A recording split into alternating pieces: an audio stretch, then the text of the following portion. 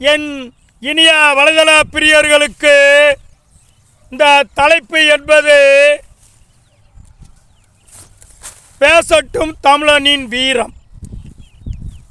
இந்த தலைப்பை பார்த்து உங்களுக்குள் ஒரு கேள்வி எழக்கூடும், இதுவரை தமிழனின் வீரம் பேசவில்லையா என்று. அது இயல்பான ஒன்று. ஆனாலும் கூட தமிழனின் வீரம் ஒரு காலத்தில் பேசியது. அது பேசப்பட்டதால் தான் உலகெங்கும் தமிழனின் வீரத்தின் வாசம் வீசியது. ஆங்காங்கே உலகெங்கும் தமிழர்களின் சரித்திரங்கள் பதிவேடாய் வரலாறாய் பதிக்கப்பட்டது. ஆனால் இன்று அந்த வீரம் என்பது தமிழர்களின் மனங்களில் விழிக்காத தருணங்களாய் இருக்கிறது. அதை சுட்டிக்காட்டிதான் இந்த தலைப்பில் நான் எழுதியிருக்கிறேன்.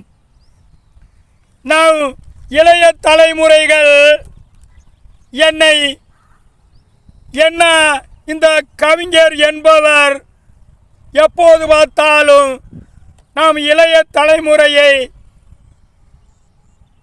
எழுச்சிகொள் விழிப்புகொள், உன்னை நீயே காத்துக்கொள், அதோடு இந்த தமிழ் மண்ணையும் பாதுகாத்துக்கொள் என்று ஓயாமல் முழங்கிக் கொண்டு இருக்கிறாரே என்று உங்களுக்குள் சிந்தனை நினைவு எழலாம்.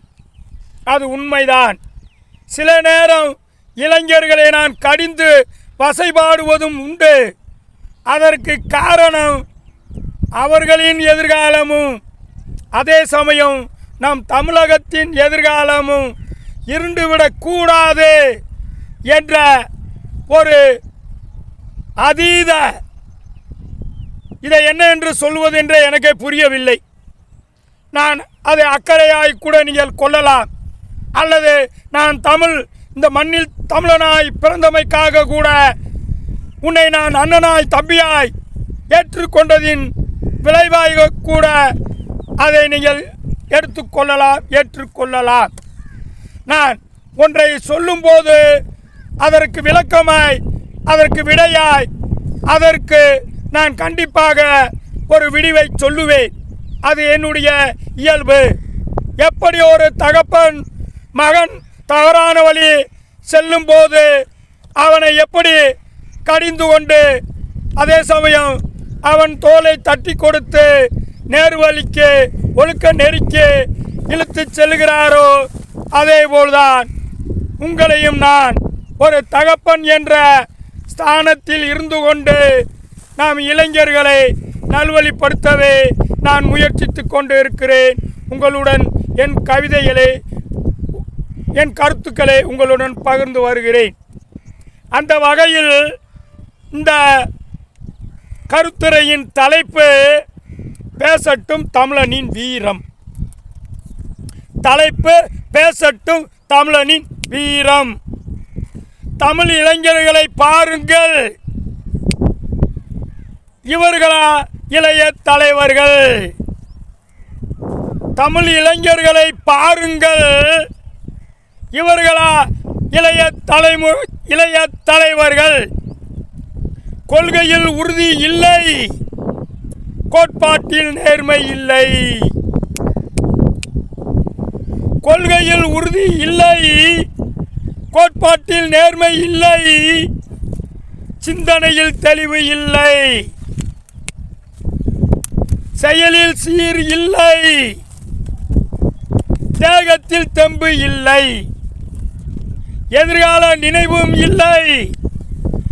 தேகத்தில் தெம்பும் இல்லை, எதிர்கால நினைவும் இல்லை.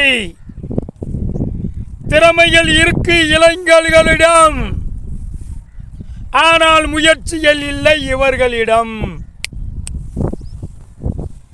திறமைகள் இருக்கு இளைஞர்களிடம், ஆனால் முயற்சிகள் இல்லை இவர்களிடம். இவர்களுக்கு சிறப்பான மூளை இருக்கு, ஆனால் அது முடங்கி கிடக்கு. நம் தமிழ் இளைஞர்களுக்கு சிறப்பான மூளை இருக்கு, ஆனால் அது முடங்கி கிடக்கு. இனி வெறிகொண்டு எழட்டும் எழுச்சி, அது பார்க்கட்டும் சமூகத்தை அலசி. இனி வெறிகொண்டு எழட்டும் இளைஞர்களின் எழுச்சி, அது பார்க்கட்டும் தமிழ் சமூகத்தை அலசி. அடிக்கடி பார்க்கிறானே தமிழனை உரசி, உனக்கு இல்லையா இளைஞனே தன்மான உணர்ச்சி? அடிக்கடி பார்க்கிறானே தமிழனை உரசி, உனக்கு இல்லையா தன்மான உணர்ச்சி? இனியும் சோர்ந்து கிடக்காதே, உன் தன்மானத்தை இழக்காதே. தமிழ் இளைஞனே, இனியும் சோர்ந்து கிடக்காதே, உன் தன்மானத்தை இழக்காதே. இழந்து கொண்டே இருப்பது ஈனம், இனி பேசட்டும் தமிழனின் வீரம். தமிழ் இனமே, நம் உரிமைகளை, நம் உடைமைகளை, நம் நில வளங்களை இழந்து கொண்டே இருப்பது ஈனம். இனி பேசட்டும் தமிழனின் வீரம், வீரம், வீரம் என்று இந்த கருத்துரையை முடித்து விடைபெறுகிறேன். நன்றி, வணக்கம்.